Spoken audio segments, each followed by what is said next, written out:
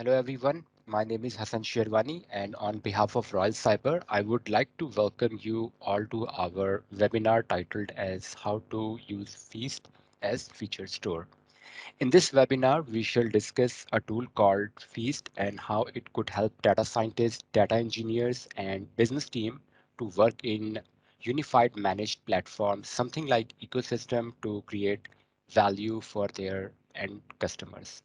Feast is an end-to-end open source feature store for machine learning. It allows teams to define, manage, discover, and serve feature and is gaining a lot of attention in data science community for past few years. So we have something very fun and fascinating at the same time to discuss today. Q&A session will be at the end of our presentation. So without further ado, let's start. My name is Hassan Shirwani. I'm head of data science and big data practice at Royal Cyber. At data science practice, we are working on solution in data engineering, machine learning, artificial intelligence domain. For data engineering, expertise includes business process automation, data strategy, data security, data warehouse, and ETL solutions. For machine learning, expertise includes data preprocessing, feature engineering, model building, model selection, hyperparameter tuning, and creating end-to-end model serving. For AI, we offer consultancy in artificial intelligence technologies to build solutions in diverse domains such as computer vision, natural language processing, and reinforcement learning. We provide end-to-end solution in data science to our customer. Recently, we have observed a lot of blank areas in MLOps domain, and we have started focusing on this niche but very interesting domain. This webinar is part of this endeavor. Well, that's pretty much about me. I'll give chance to my colleague Hafiz Umar to introduce himself. Hello, everyone. This is Omar Kassar, Senior Data Scientist at Royal Cyber. Since last 5 years, I have been delivering data-driven solutions on enterprise scale in financial industry. Some of the financial use cases I delivered are deposit churn prediction, fraud prediction, and customer segmentation. Here at Royal Cyber, I'm involved in all phases of data science lifecycle, from requirement understanding with business to development and deployment of use cases. Something about Royal Cyber, we are 1200 plus member company, 10 plus location around the globe. We have very strong cloud practice having around 250 cloud experts. Most of them are certified. We keep diverse cloud portfolio in terms of certifications such as AWS, GCP, Azure, IBM. We have also a large open source practice where we work with open source tool sets to solve ML challenges, where we can actually help you out. If you want to know more details, please shoot us an email and we'll love to tell you more about our services. So agenda is basically, first we will talk about this buzzword of MLOps. What is it? Why it matters? Then we will explore concept of feature store. We will talk about tool Feast, what Feast is and why it matters. We will discuss a case study of credit scoring for a banking company. And then we will go for a demo. Finally, Q&A session. So, big question, what is MLOps? I have read recently that MLOps is to data science what DevOps is to software development. Well, for a layman, that might be true, but that is not that simple, actually. For one, I do not like analogies or key concepts taken from one domain and try to replicate them into another domain. What is true for software development won't be true for data science domain. So let's see what MLOps actually is. The purpose of MLOps is to automate the process of continuous integration and continuous training. CI/CD, you heard right. T for training, not for development. In MLOps word, uh, automating data pipelines to CI/CD of any machine learning project is the key. And finally, serving models and continuously monitoring model and that relevant data is another challenge. To understand the purpose and need of MLOps, first grasp the concept of machine learning pipeline. Over here in this diagram, we have three phases. Number one is data preparation. Second is model preparation. Final is when we take our model in production. Let's talk about data preparation. The primary goal of data prep phase is to prepare data for model ingestion.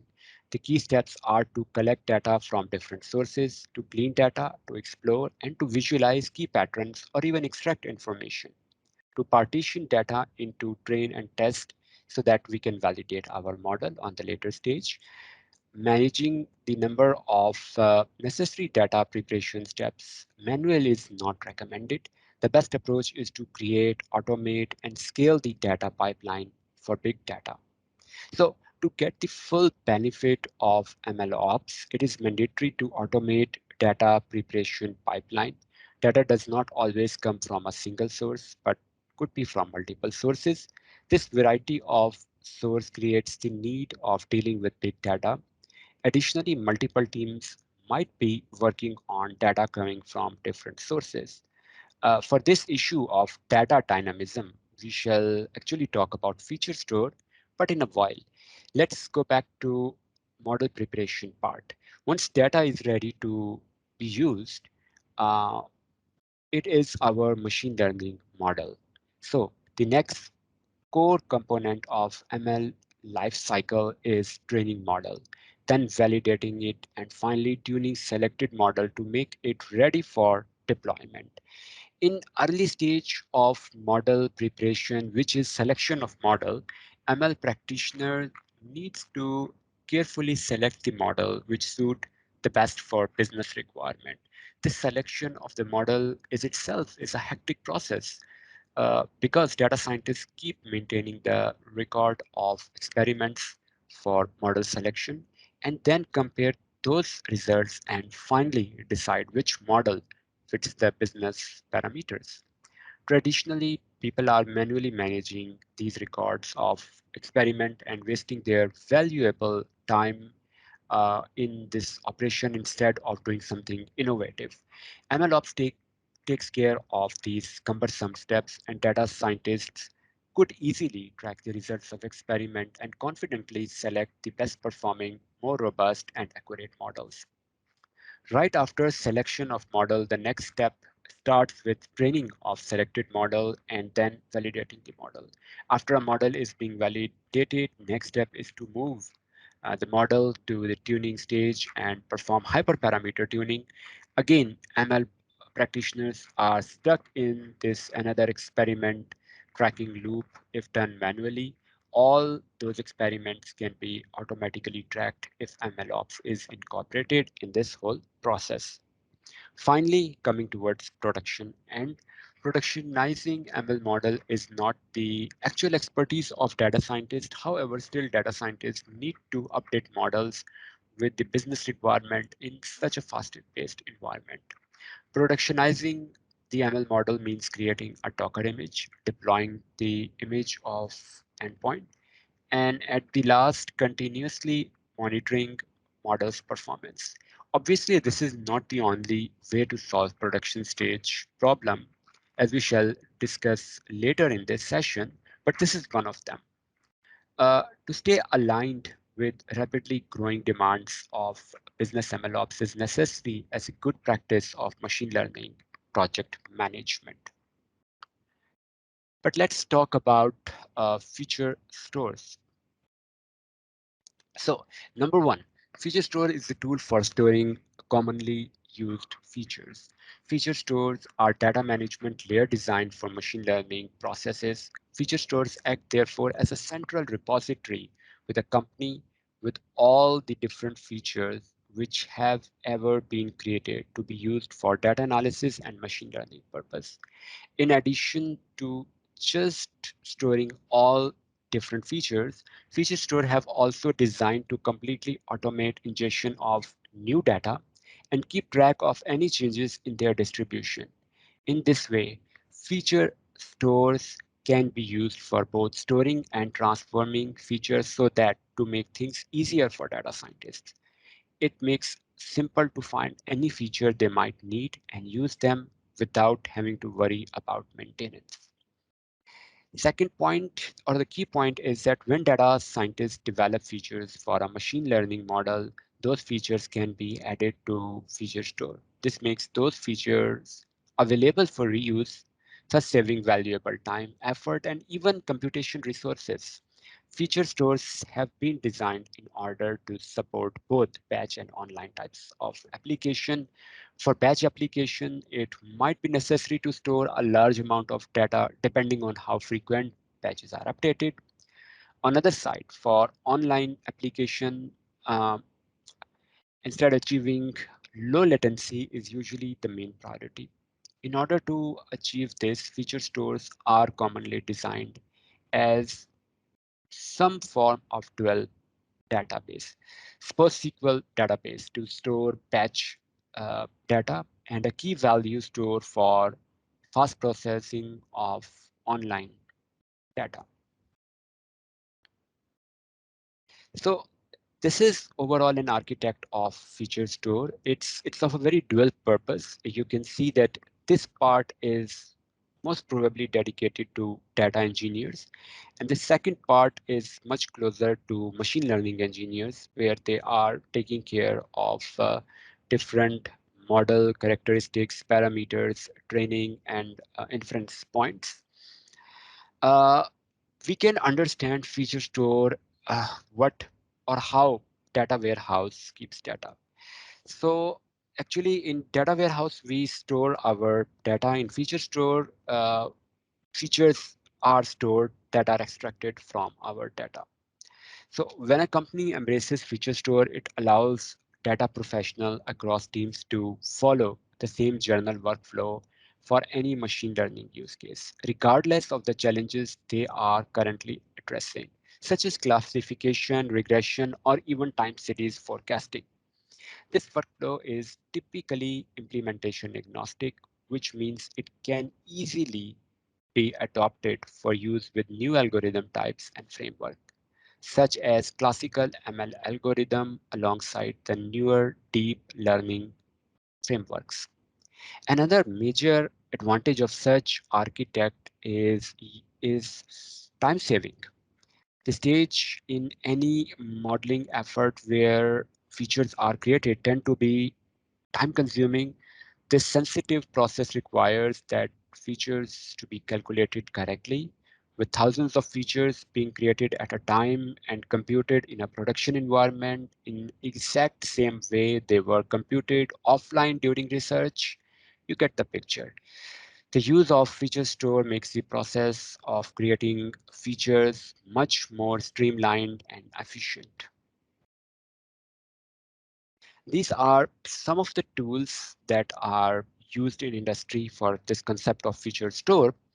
Um, I would say that we have chosen Feast since it's an open source tool and hence has smooth integration process in ML project. It could act more as a complementary tool. The purpose is not to advertise any tool. They all are good at their own. It really depends on how well you can use a tool and what is your case study or what is your problem. So it really depends on organization, their case study, and of course their resources. So Feast is open source. That's a good news. It's not licensed. So let's talk a little bit about Feast now. So Feast is, as I said, is an operational data system for managing and serving machine learning features to models in production. Feast is able to serve features data to model from low latency online store for real-time prediction, that is for stream data, or from an offline store for batch scoring or model training. In simple plain English, it accommodates both online and offline features, which is again coming back to our feature store diagram where we talked about that one part is more dedicated to data engineering side, and another part is more dedicated to machine learning engineers. But it kind of requires both competencies at the same time. Some of the benefits that we have found about Feast using over other is that it has number one designed to ingest data from multiple data sources such as object stores, streams, databases, or even notebooks. Hence, it has a very rich data ingestion process. Then training and service serving consistency is there. So Feast offers a consistent view of feature data using a unified serving API and ingestion layer. It eliminates training serving skew by decoupling models from data infrastructure with a single data access layer. Feast works as a single source of truth for all features for training and data specification. Hence, it provides a very standardized integration. Feast also enables communicating features, testing feature data, determining feature relevance, and tracking metadata like event timestamp, metrics, and documentation. Feature sharing offers a capability for Feast to offer a metadata API to enable team to share, track, and reuse historical features across several projects. It executes on top of cloud managed service and spins up resources readily. Finally, statistics with validation. Since Feast is powered by TFTV, that is TensorFlow data validation, it allows validating our stats generated on basis of features within the system quite smoothly. So an extra advantage, of course. So let's talk about Feast architect now.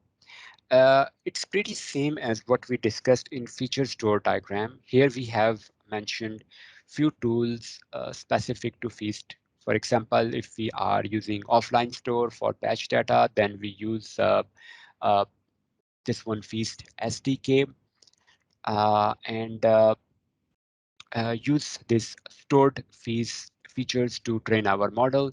We also do register our features just like we do in classical model registry process. This takes care if we are working in multiple teams and we have too many versions of our features. This practice would make life easier by tackling feature versions. This is very similar, by the way, to what we do with our data versions or model versions, if you are familiar with that. As for this online store part, for streaming data, we use Feast serving. Our data will be transformed on the go with our registered features before we submit it for model serving. Through this process, we can maintain consistency if we are working with batch and real time data simultaneously. So let's talk about our case study. So this case study is actually money lending bank. They were doing very manual processes of checking that which customers have higher likelihood to get default or not. So we help them out in automating their process by using machine learning approach. By this, they not only saved a lot of time, but they also see growth of their customer portfolio, which help them in other products being sold at 30% lesser cost. Also, we identified not only this default prediction, but we also created this customer portfolio, which created this creditworthiness for their customers. And hence, approval process becomes more smooth and integrated. Finally, we also help them in saving 24% of loss, decreasing provisioning funds each quarter. So this is pretty much like an advertisement for using machine learning for organization and especially for fintechs. So how did we do this? So first step is data creation and storage from different sources of data. Next is to identify key features to understand customer behavior for loan approval, since it might vary from customer to customer based on their features such as their age, their wages, their profession, their locality. So everything depends on those features. Next, we created an ML model. We chose an optimal models out of multiple models, like I said about the model selection part. Finally, we created this into our analytics report. On this part, we have some senior management sitting and making the final calls based on our predictions. Let's talk about application overview, how it actually works. So first step is that suppose a customer has requested for a loan. We will take that request as a data point and we put into our data preparation layer. Pre-processing means cleaning the data, seeing if there is any problem in our tabulation, and then adding our features based on that customer's portfolio, saving them into a database, then moving our transformed data to ingest for our model in machine learning model layer. Over here, we get a prediction whether to approve this or to reject this. The good part is machine only provides this information to our analytics dashboard. And over here, we luckily have humans who would actually check this credit score and then they diagnose the reason of loan request and make the final call. So those who are worrying that machine will take away a lot of human jobs, it's not true. Actually, humans are making the final call. This also take care of portfolio management, cross-sell other projects in financial product. Again, some business advantages, but let's focus over here on this database for a moment. We are using this database to store our data points, that is our features. We are using this for saving our inference point, and we are using this for our analytics. And this all is could have been done obviously in a customized solution, but Feature Store has made our life actually very, very easy. And let me tell you why, but let's just explore this data set for a while. Uh, we have three main data sets, and don't worry, we are not using any client's data. This is data which is available for everyone's access on internet, and actually Feast has used this data or this case study, in fact. So we are not breaching any customer secrecy. So first data set is loan data set. This data set has feature based on historic loans for current customer. Importantly, this data set contains the target column, that is loan status. This variable denotes whether a customer has defaulted on a loan or not. Next is zip code database. This database is used to enrich the data, rather loan data set with supplementary features about a specific geographic location. Then credit history database. It contains credit history on a per person basis and is updated on a frequent basis by the credit institution. Every time a credit check is done on an individual, this data set will be updated. So back in our original architect, when we said that a new customer would file for a loan application, their information would automatically become part of data, and this will be updated. Let's talk about solution architect. We shall start with loading our database files in S3 while setting up our Feast infrastructure. These data files then move to Redshift via Terraform data. Kafka here is used for real-time data, that is for streaming. Since we might get data both in batch or stream form, in our case, we first use batch data as for normal ML workflow, that is for data pre-processing, feature extraction, model training, validation, and model serving. The real-time data, however, gets its feature transformed via feature store, utilize an already trained model, and finally provide prediction in inferencing stage. Don't worry if you're not following everything and you're not 100% clear right now, we shall walk you through this process in our demo. Coming back to this architect, so over here we have this feast layer. Feast in feast layer, it takes a data point of a certain timestamp from Redshift. It uses a materialize function over here to convert. Um, just wait a minute. Let me check it. Yes, that is fine.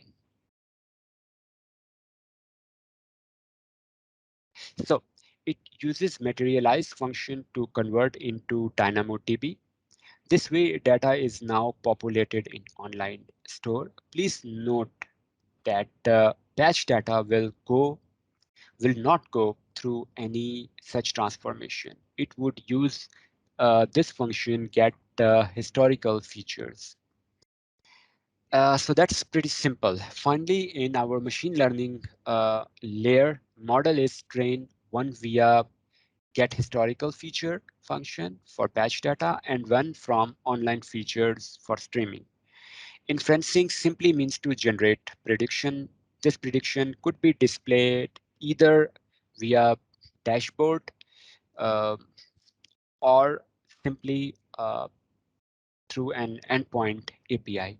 Again, it really depends on customer requirements or the case that you are solving, which one you want to use. For this demo, we would use Streamlit dashboard because it's much more user-friendly and interactive. As for demo, before we jump there, I would like to explain some of its steps. So first of all, we will create AWS EC2 instance with deep learning Ubuntu AMI. We then create AWS infrastructure via Terraform. Next step will include feast setup, deployment of feast store. Next, in fourth step is about materialize. As I said, it means to load latest feature values from a data source into online store. We have then single loan application inferencing um, point. And again, as it means is to generate prediction, nothing fancy. Finally, we will display results over interactive Streamlit dashboard. So that's pretty much all about these steps. And we will again get back to these results, these steps, don't worry, in our demo. Now I invite my colleague Omar for an exciting demo. In this video, I'll walk you through the steps to set up Feast in an AWS environment. So let's just start with creating an instance. Let's select Ubuntu Deep Learning AMI. This AMI will provide Conda working environment by default. Let's select instance type. I'm selecting t3.medium here. Next, configure details. Just go ahead with the default ones. Add storage. Just add default storage for now. Key pairs. I'm just adding relevant key pairs for me. You can add yours if you want. Configure security group. I already have a group created, so I'm just selecting that. You can create yours if you want. Review details.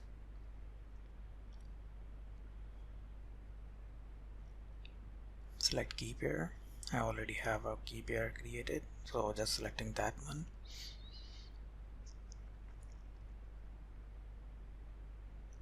And done. Your instance is being created now. Connect to your instance. Make sure Terraform is installed. I already have installed it. Just verifying it with the Terraform command. The file credentials.txt has the AWS credentials. Now let's start cloning a GitHub repo. You can find this link in our blog as well. Move into the repo directory and then into the infra folder. This is where our Terraform code is. Let's initialize Terraform here with the Terraform init command. Now we have to export some environment variables which will which our Terraform code is going to use in creating AWS infrastructure. So the first environment variable that we are creating is region. I'm selecting US West East 1. Now create the project name. You can choose a unique project name as well.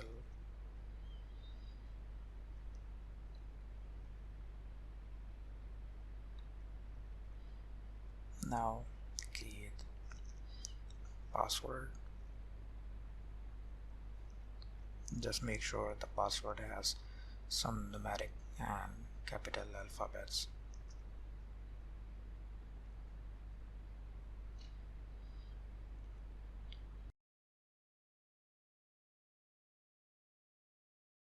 Now run Terraform plan. This will list what services Terraform will create. Just review them and run Terraform apply to apply those services.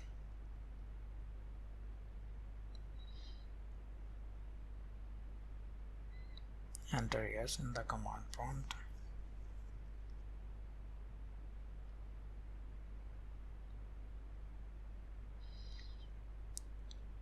Now the resources are being created.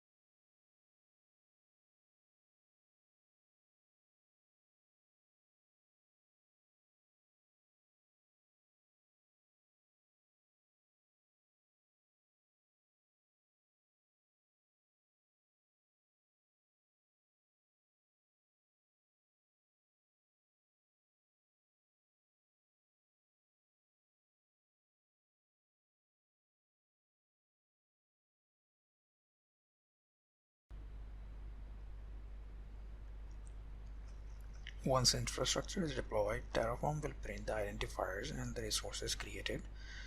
Do save them as it will be used in the next steps.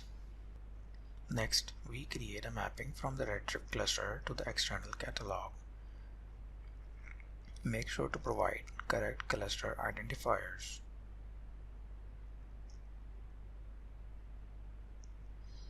Now to see whether the command was successful, we will now run the describe statement.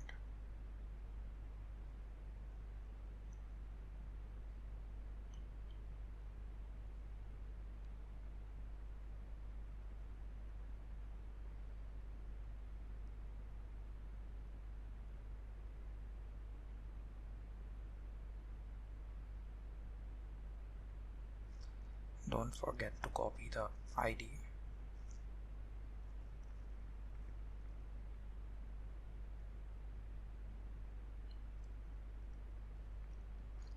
We should be able to query actual zip code features now. Let's submit a select query.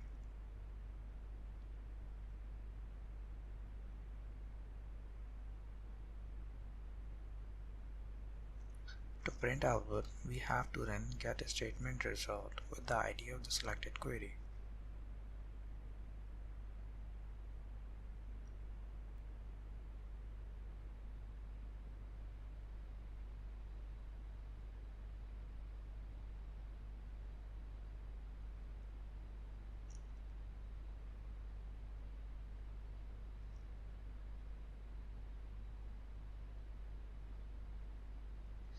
As you can see, output is printed means our infrastructure is successfully deployed. Before moving forward, it's better to save Terraform output of identifiers in environment variables so we don't have to remember it each time. Let's quickly do that. Redshift Spectrum ARN, Redshift Cluster Identifier, Credit History Table, and Zip Code Features Table. That's it.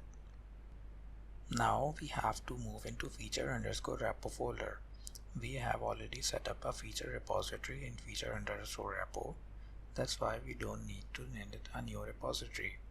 And our feature_yml is already configured. So let's deploy the feature store by running feast apply. It will be using our AWS credentials. Our feature entities and feature views are now created. Let's declare a timestamp and run feast materialize. This will load the latest feature values from a data source into the online store. It may take a few seconds.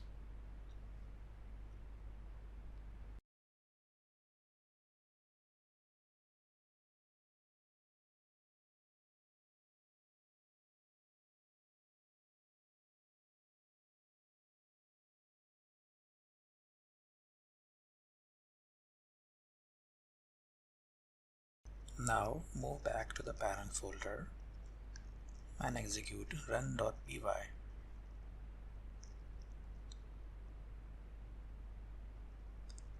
It looks like we may need to install some requirements, so let's quickly do that.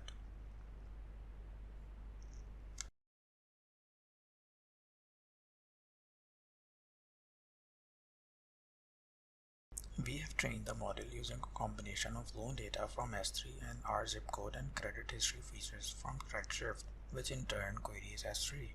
And when we test online inference by reading those same features from DynamoDB. So let's run run.py.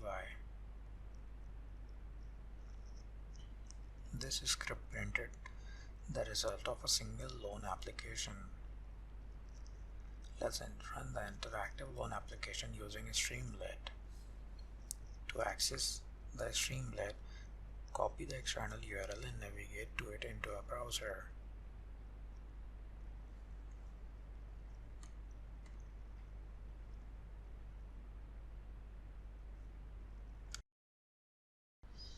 Let's paste the copied link in the browser.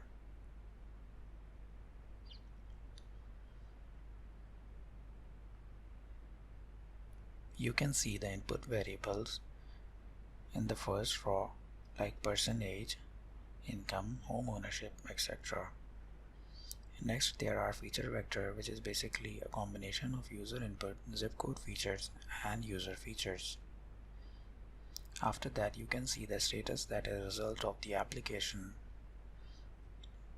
Let's tweak with the user input values in the left pane. Let's change yearly income value. You may see the model is running again and now the loan status is changed to rejected. Let's change the yearly income value again to somewhat 5,000 and the loan status is approved. Below are the feature values and their importance with respect to target variable. So that's it from the demo. Please feel free to post your questions if any. Thank you.